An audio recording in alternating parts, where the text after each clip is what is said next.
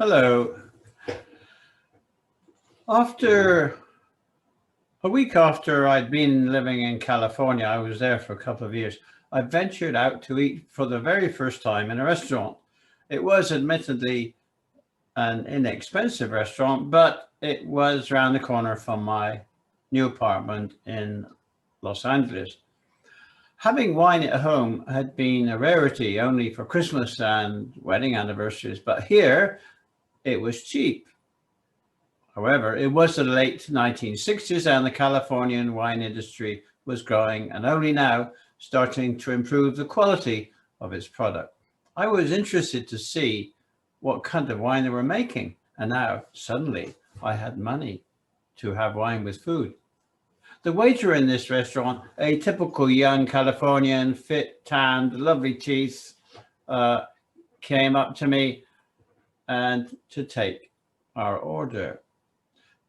There was one local red wine on the menu, but it gave no details about it at all, uh, vineyard or the vintage, etc. So I said to him, I'd be interested to try this red wine. Do you know anything about what year it is and how old is it?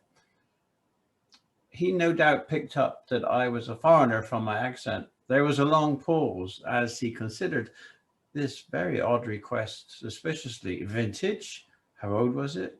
But I sensed he wanted to reassure me. He chose his words very carefully. Sir, you don't need to worry. All our wine is fresh, he said.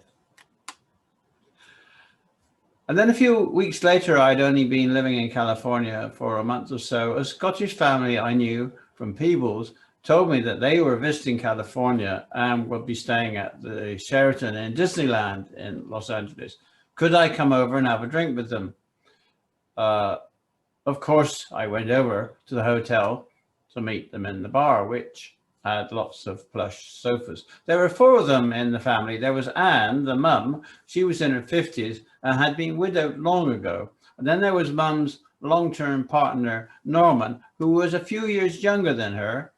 And then there was Anne's 20-year-old, 28-year-old daughter, Shona, and the daughter's 8-year-old son, Bruce, Anne's grandson. They all lived happily together in Peebles in Scotland. Bruce's father had apparently disappeared just after he was born, so Bruce had never known him. But Norman had always been there, and Bruce grew up living in Gran's house, but thinking that Norman was his father, and he'd always called Norman Dad. It worked well, and the adults all found it best to keep it that way. And as we talked about their visit, there was a family, an American couple at the next sofa who overheard the conversation and seemed quite eager to join in.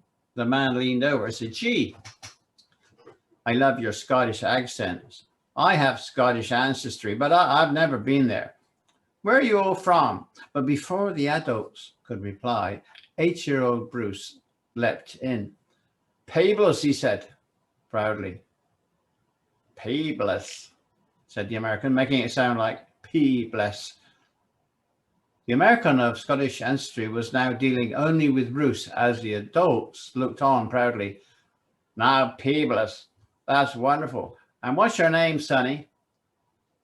Bruce, said Bruce. Lovely old Scottish name, Bruce. Are you all staying in this nice hotel like we are?